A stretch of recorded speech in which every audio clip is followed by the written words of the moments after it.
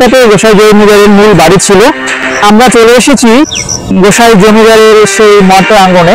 ধর্মীয় উপাসনালয় অনেক তৈরি করছিলেন, যেহেতু অনেক মানুষের প্রাণ বাঁচার ক্ষেত্রে কাজে লাগতো। এখনো কালী পূজার সময় এই জায়গাটি অনেকটা জাঁকজমক ভাবে জেগে ওঠে। সুপ্রিয় দর্শক মন্ডলী, আমি এখন দাঁড়িয়ে আছি মাহিগঞ্জ বাজার থেকে যে গোসাই বাড়ি রোডটি চলে গেছে সেই গোসাই বাড়ি রোডটির মাঝে। মাহিগঞ্জ থেকে 2 থেকে 3 মিনিট, সর্বোচ্চ 5 মিনিট হাঁটলে আপনারা পৌঁছে যাবেন গোসাই জমিদারের বাড়ির সামনে। আমার পেছনে যে মঠ দেখতে পাচ্ছেন, মন্দির দেখতে পাচ্ছেন, এটি গোসাই বাড়ি জমিদারের মঠ প্রাঙ্গণ। বাড়িটি আর একটু সামনে। তো চলুন গোসাই জমিদারের মঠ প্রাঙ্গণকে ঘুরিয়ে দেখি।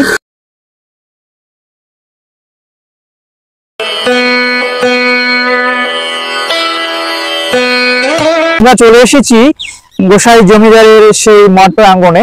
গোসাই জমিদারের ইতিহাস সুদীর্ঘ। আপনাদেরকে একটু সেই ইতিহাস সম্পর্কে প্রাথমিক অবস্থায় বলে রাখি। গোসাই জমিদারের আদিপুরুষ নাগা সন্ন্যাসী। দলে দলে দেশের এক প্রান্ত হতে অন্য প্রান্ত বেড়াতো। একজন একটা পতাকা নিয়ে সামনে হাঁটতো আর পিছনে দল বেলে সন্ন্যাসী যেত।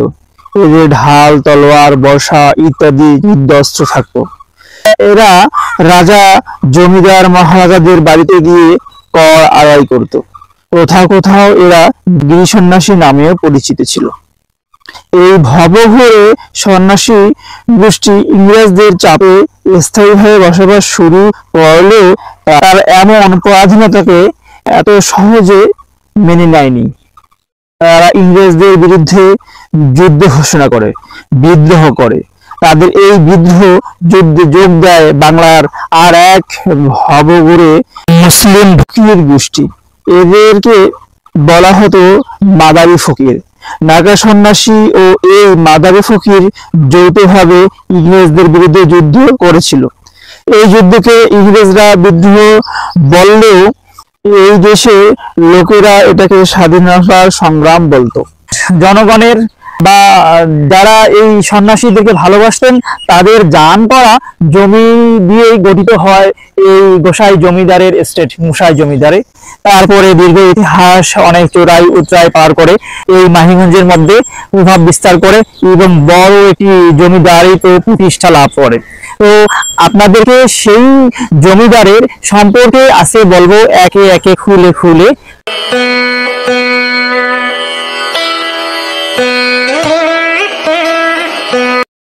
নাগা সন্ন্যাসীদের এক নেতা ছিল শীতলগিরি। মাহিগঞ্জে স্থায়ীভাবে বসবাস করে জনহিতকর কাজে আত্মনিয়োগ করে। তিনি মাহিগঞ্জে গোসাই জমিদারের প্রতিষ্ঠাতা বলেও সবাই মনে করেন। তারপরে এই জমিদারের মালিক হন দুর্জনগিরি। মূলত তার সময়ে তৈরি হয় বিশাল প্রাসাদ।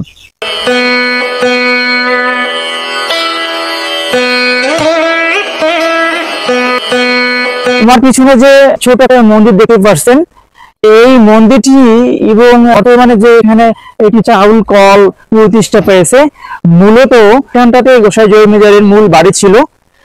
ইতিহাসের নির্মম অধ্যায় সূচিত হওয়ার কারণে আপনাদেরকে সেই বাড়ির কোনো অংশই দেখাতে পাচ্ছি না। মুক্তিযুদ্ধের পর এই গোসাই জমিদারের মূল বাড়িটি ধ্বংসস্তূপে পরিণত হয়। লুটেরা সবকিছু লুট করে নিয়ে যায়। সংরক্ষণের অভাব থাকার কারণে সম্ভবত এটি সম্ভব হয়েছে।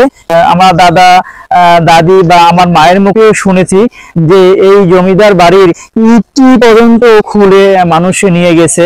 এই স্থাপত্য শিল্পটা ছিল আমাদের ইতিহাস ঐতিহ্যের একটি সম্পদ ছিল। সেই সম্পদটি আমাদের দ্বারাই ধ্বংসস্তূপে পরিণত হয়েছে বা ধ্বংস হয়ে গেছে এবং বিলীন হয়ে গেছে। আপনাদেরকে দেখানোর মতো গোসাই জমিদারের মূল বাড়িটির কিছুই অবশিষ্ট নেই। এখানেই ছিল গোসাই জমিদারের বিশাল একটি প্রাসাদ, সিংহ দরজা, পাশেই ছিল একটি বিশাল কামানের স্থাপত্য, যেটা আমরা পরবর্তী সময়ে ইতিহাস এবং বিভিন্ন রকমের ডকুমেন্টারি থেকে জানতে পারি।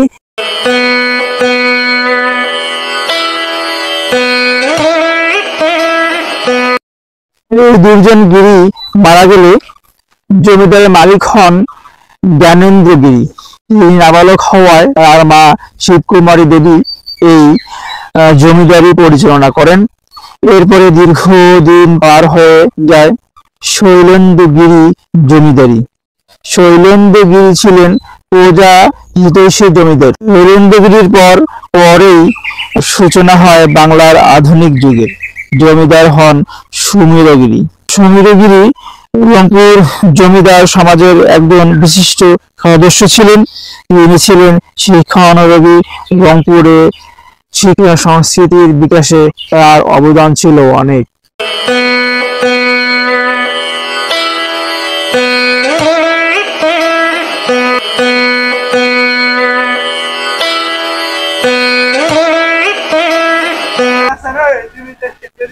গোসাই জমিদারের বিশাল এস্টেট ছিল। সে যেহেতু সন্ন্যাসী ছিল, সাধক ছিল, কাজ করছিলেন সারা বাংলা, সারা ভারতবর্ষে জুড়ে, সেজন্য তারা তাদের ধর্মীয় উপাসনালয় অনেক তৈরি করছিলেন।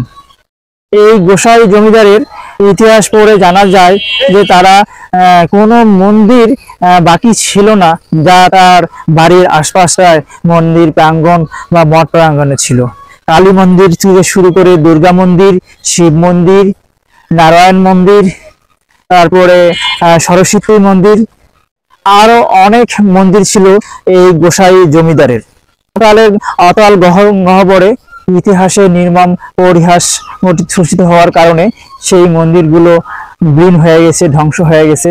সেই ধ্বংস হয়ে যাওয়া মন্দির মঠের কিছু অংশ আজকে আপনাদের এই ভিডিওতে দেখানোর চেষ্টা করতেছি।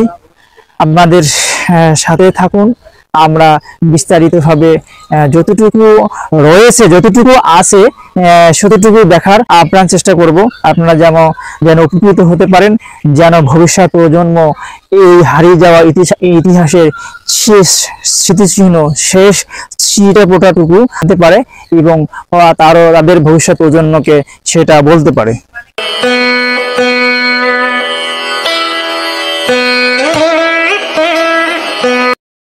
এটি হচ্ছে মূল মন্দির। এই মন্দিরটি প্রতিপক্ষরা অনেকটা সংরক্ষণ করার চেষ্টা করেছে। প্রতি বছর এটাকে চুন দিয়ে কালার করা হয়, সেজন্যই বাহিরের অংশটা ধ্বংস হয়ে যায়নি। এই মন্দিরটি হচ্ছে 8 কোণা বিশিষ্ট একটি মন্দির। সেই মন্দিরটি বা মঠটি গোসাই মহারাজের অক্ষত মন্দিরগুলোর মধ্যে অন্যতম। মন্দিরটি অষ্টকোণা। প্রতিটা কোণে রয়েছে ভিন্ন ভিন্ন মূর্তি। মূর্তিগুলো উপরে ও নিচে 2 অংশেই রয়েছে। দক্ষিণমুখী দরজার উপরে 2 পাশে 2টি সিংহের মূর্তি, যেসব দেখে বোঝা যায় কতটা প্রেমমাখা শিল্পের ব্যবহার হয়েছে, কতটা গুরু গাম্ভীর্য সেসবের ভাব।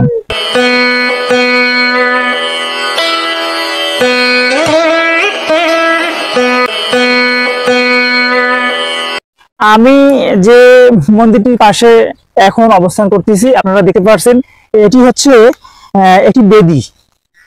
মূল মন্দিরের পাশে ছোট একটি মন্দির। এই মন্দিরটিতে পুরোহিতরা বিভিন্ন রকমের আয়োজন করে পূজা অর্চনা করতেন। মন্দিরটির মুখ দেখা যাচ্ছে যে দক্ষিণমুখী। আমরা এখানে যে মূর্তিটি দেখতে পাচ্ছি, এই মূর্তিটি সম্ভবত গণেশ মূর্তি। এখনো সম্পূর্ণ জিনিসটা ক্লিয়ার বোঝা যাচ্ছে না, তারপরও অক্ষত রয়েছে। আর ভিতরে যে বেদিটি ছিল, এখানে পূজা অর্চনা হতো, সেটা স্পষ্টভাবে বোঝা যাচ্ছে। এখনো কালী পূজার সময় এই জায়গাটি অনেকটা জাঁকজমক ভাবে জেগে ওঠে, যদিও বা অন্য কোনো পূজা অর্চনা এখানে হয় না। তবে এই জায়গাটি এক সময় অন্য বড় ধরনের পূজা অর্চনা হতো, বিভিন্ন রকম মানুষ আসতো এবং মানত করতো, তাদের জন্য পূজা করতো। এসব কিছু এখন আমাদের ইতিহাসের সাক্ষী হয়ে রয়েছে। হিন্দু পরিবার খুব কম থাকায় এই অঞ্চলটাতে তখন আর পূজা অর্চনা তেমন এই জায়গাটাতে হয়ে ওঠে না। শুধু কালী পূজার সময় আমরা ছোট থেকে দেখে আসি এই জায়গাটিতে মরিচ বাতিতে আলোয় আলোকিত ভরে ওঠে এবং কত মানুষ আসে এবং এই জায়গাতে কালী পূজা উদযাপন করার জন্য।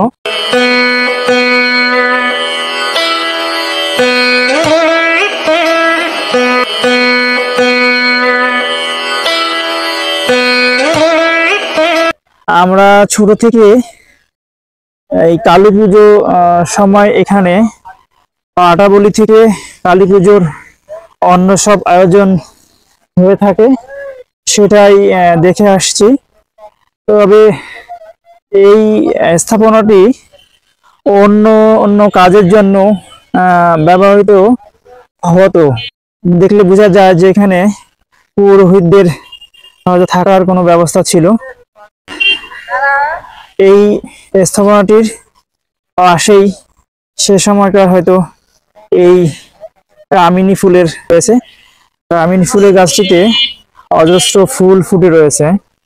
মন্দিরের প্রাঙ্গণে বিভিন্ন রকমের গাছ থাকতো।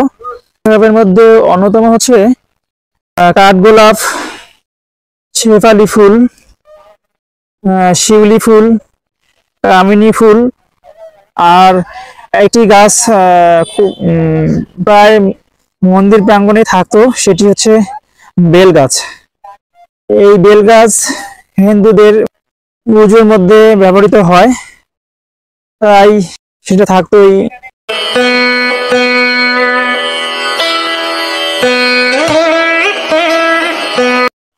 আমি এখন দাঁড়িয়ে আছি এই মন্দির প্রাঙ্গণের সেই ধ্বংস হয়ে যাওয়া কুয়োটির পাশে।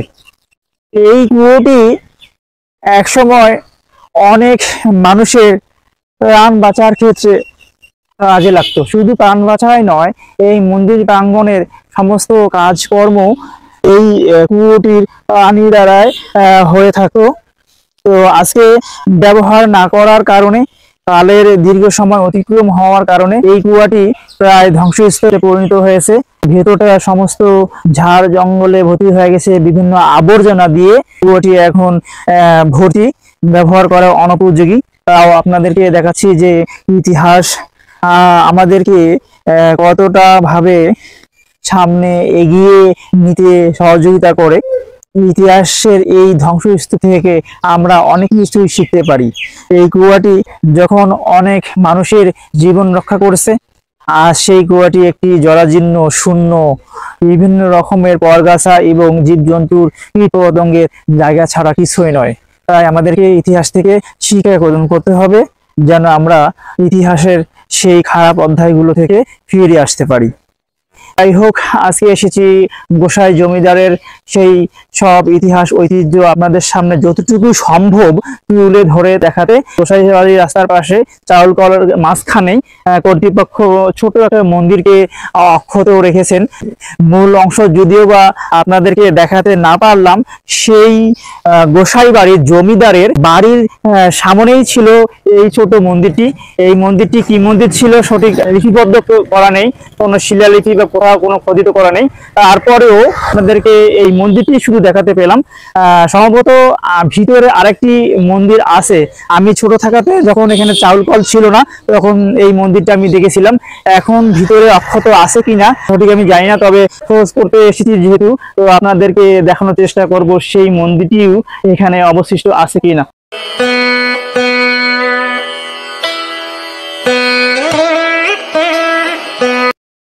ছোট আকৃতির যে মন্দিরটি দেখতে পাচ্ছেন, এই মন্দিরটির অবস্থান হচ্ছে চালকলের ভিতরে। এখন কারুকার্য অনেক অংশেই অক্ষত রয়েছে। শুধু অবহেলা অযত্নের কারণে এই বেহাল দশা।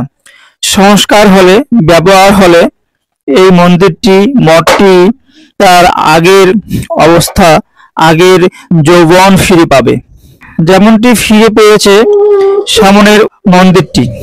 দুটি মন্দিরই ছিল পাশাপাশি। এটি হচ্ছে মঠটির পিছনের পাশ, সামনটি পূর্বে রাস্তার পাশে বাড়ির ভিতর দিকে।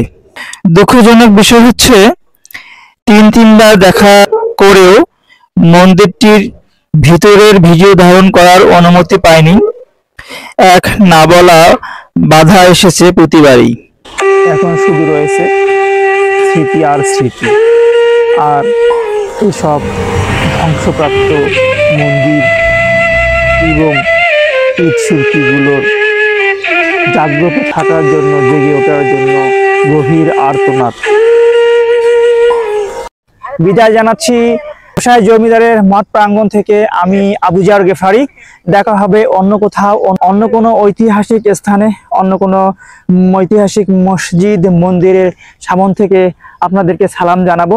সেই অবধি ভালো থাকুন, সুস্থ থাকুন। আল্লাহ হাফেজ।